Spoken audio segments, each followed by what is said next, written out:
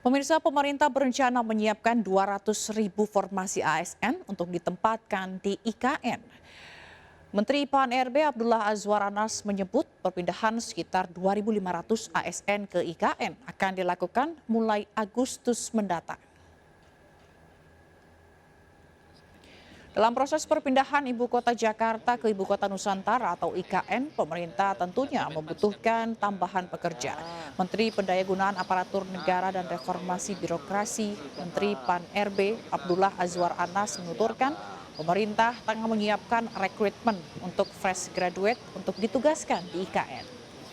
Pemerintah berencana menyiapkan 200.000 formasi aparatur sipil negara yang memprioritaskan lulusan baru atau fresh graduate. Berbeda dengan rekrutmen ASN yang selama ini dilakukan untuk kebutuhan instansi negara, rekrutmen ASN untuk ditempatkan di IKN akan dilakukan lebih ketat. Abdullah Azwar mengungkapkan pemindahan ASN ke IKN akan dilakukan secara bertahap, yakni jangka pendek, jangka menengah, dan jangka panjang. Bapak Presiden tadi memerintahkan ke kami mengulangi lagi bahwa rekrutmen ASN yang fresh graduate ini, terutama untuk pemerintah pusat, semua untuk di IKN. Sehingga dengan begitu total 200 berapa yang Presiden? 255 berapa ya? Iya, kurang lebih 250 ribuan fresh graduate yang baru yang sekarang kita minta seluruh kementerian lembaga mengusulkan formasinya yang nanti akan dicek oleh BKN karena formasinya ini terutama untuk talenta digital, kemudian mereka yang berlatar belakang literasi digital dan juga administrasi seperti untuk inspektur dan lain-lain. Pemirsa, Rapat Koordinasi Nasional Pemasaran Pariwisata dan Ekonomi Kreatif tahun 2024 di Kota Singkawang, Kalimantan Barat menghasilkan sejumlah kebijakan dan target yang disepakati.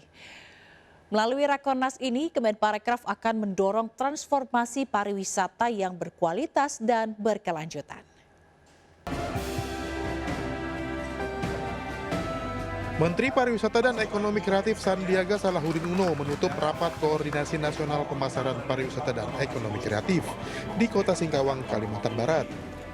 Rakornas ini nantinya akan mensinergikan event-event besar di Indonesia sehingga memberikan manfaat ekonomi lebih besar dan mencapai target pariwisata dan ekonomi kreatif yang semakin tinggi.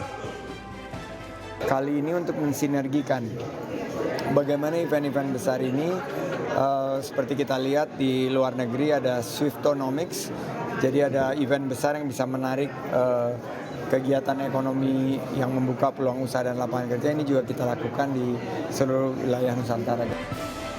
Usai menghadiri Rakornas, Menparekraf Sandiaga Salahuddin Uno juga menghadiri workshop kata kreatif yang diikuti para pelaku ekonomi kreatif di Kota Singkawang.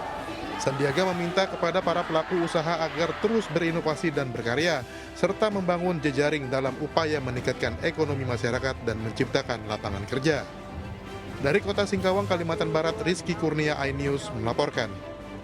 Pemirsa, perayaan Cap Gome tahun 2024 berlangsung sangat meriah di Kota Singkawang, Kalimantan Barat. Masyarakat sangat antusias dan memadati jalan raya untuk menyaksikan berbagai parade kesenian dan budaya.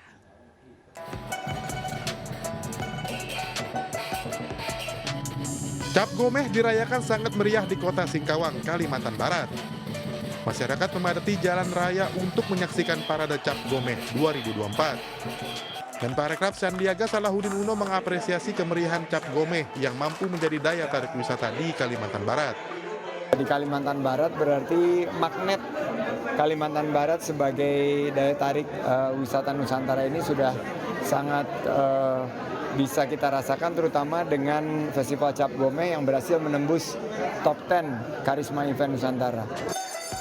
Dalam perayaan Cap Gomeh 2024, Menparekraf juga menyempatkan diri mengunjungi Vihara Dewi Kuan Im di Kota Singkawang. Dalam kesempatan ini, Sandiaga mencicipi makanan khas Singkawang dalam acara Food Fair Cap Gomeh, serta menyaksikan proses lelang. Dari Kota Singkawang, Kalimantan Barat, Rizky Kurnia, iNews melaporkan. Pemirsa, Ketua DPP Partai Perindo Bidang Keagamaan Abdul Kholik Ahmad menyebut terjadi pengalihan suara milik Partai Perindo ke partai lain. Hal itu terjadi akibat tidak adanya transparansi, bahkan suara Partai Perindo di aplikasi Sirekap blank hingga ditutupi. Pelaksanaan pemilihan umum 2024 terus meninggalkan catatan buruk. Yang terbaru, suara milik ratusan caleg dari Partai Perindo dalam aplikasi sistem rekapitulasi Sirekap Pemilu 2024 hilang. Ketua DPP Bidang Keagamaan sekaligus juru bicara nasional Partai Perindo, Abdul Khalik Ahmad menyebut temuan formulir C1 atau C hasil milik Partai Perindo di Sirekap blank hingga ditutupi. Abdul Khalik menilai hal itu terjadi karena tidak adanya transparansi sehingga diduga terjadi pengalihan suara ke parpol atau pasangan calon lain. Saat ini Partai Perindo terus mengumpulkan sejumlah bukti adanya dugaan pengalihan suara untuk nantinya dilaporkan ke Bawaslu hingga mengajukan sengketa hasil pemilu di Mahkamah Konstitusi. Partai Perindo juga sudah berkomunikasi dengan partai lain yakni Partai Umat dan Partai Gelora yang juga mengalami kehilangan suara legislatif. Ya, hari ini sejak beberapa hari lalu Partai Perindo sudah mengumpulkan data-data hasil perolehan dan penghitungan suara dari KPU untuk bisa kita cek and recheck. Jadi di Partai Perindo sedang ada proses penghitungan manual berdasarkan dari C1 plano yang dihasilkan dari TPS. Nah, dari penelusuran yang kita lakukan ternyata ada beberapa bukti C hasil itu tidak memunculkan angka yang sesungguhnya. Bahkan ada C plano itu, C hasil itu yang kemudian ditutup. Bahkan ada yang diputihkan gitu. Jadi ini menimbulkan kecurigaan. Sebenarnya ada apa gitu. Padahal kan slogannya adalah pemilu kita pemilu berintegritas. Pemirsa, tidak hanya beras, kenaikan harga juga terjadi pada komoditi cabai di sejumlah daerah. Di Bogor, Jawa Barat, harga cabai meroket menembus Rp120.000 per kilogram. Sementara di Cilacap, Jawa Tengah, harga cabai merah keriting melonjak hingga Rp90.000 per kilogram.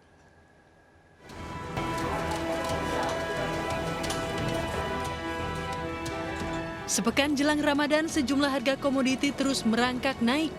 Di pasar tradisional Gunung Batu, Kota Bogor, Jawa Barat, harga cabai merah keriting meroket menembus Rp120.000 per kilogramnya. Dari sebelumnya harga cabai merah dijual hanya Rp35.000 per kilogramnya. Kenaikan harga ini terjadi sejak sepekan terakhir. Selain itu, harga cabai rawit merah dan rawit hijau juga naik mencapai Rp50 hingga Rp80.000 per kilogram. Kenaikan harga cabai dipicu berkurangnya pasokan dari petani. Sementara harga bawang merah, bawang putih, dan tomat masih relatif stabil. Sedih ya, sedih juga sih, kan itu kan kebanyakan kalau orang Indonesia kan cabai ya kebutuhan pokok. Butuh gitu sama kebutuhan saat ini untuk masak, itu rata-rata cabai ini pakai gitu. Kalau ada kenaikan, udah beras naik, sekarang yang melonjak cabai juga naik, tapi kasihan juga sih untuk rakyat kecil ya. Kemarin setahu saya sih 100.000 yang cabai merah. Padahal sebelumnya masih 80 ya. Ya pengennya semua harga turun, kasihan juga rakyat kecil yang paling-paling ya. Harga 50 naik terus sampai sekarang 120.000. 120.000 sekarang Per kilo, harga jualnya. Ya. Berapa tuh 120.000 harganya? Ya. Udah mulai kapan Bu harga segitu? Harga segitu hampir seminggu. Udah seminggu ya. Ya. Ini kenapa sih katanya Bu? Kata pemasok kenapa? Saya tanya Apa memang setiap kali mau puasa begini? di sananya barangnya katanya langka. Kenaikan harga pangan juga terjadi di Cilacap, Jawa Tengah.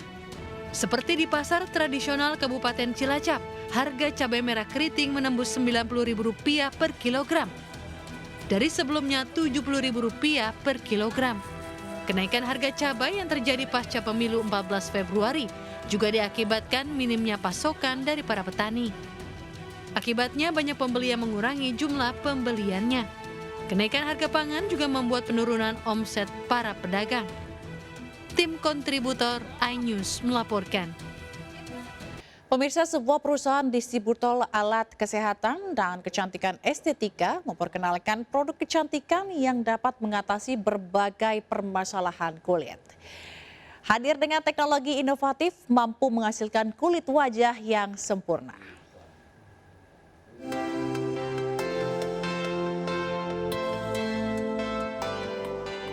Dengan tema The New Era of Skin Booster, ST Indonesia memperkenalkan produk kecantikan asal Swiss, yaitu Cell Booster, kepada seluruh penggemar kecantikan di Indonesia. Diformulasikan dengan teknologi inovatif, yaitu CHAC teknologi. Produk ini mampu memberikan manfaat dan hasil yang tahan lama hingga lapisan kulit paling dalam, yang tentunya efektif dan aman. Produk ini hadir dengan 3 jenis varian untuk berbagai permasalahan kulit yang berbeda.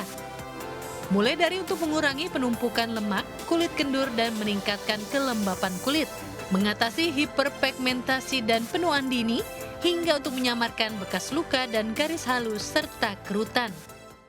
I want to give a safety for the patients.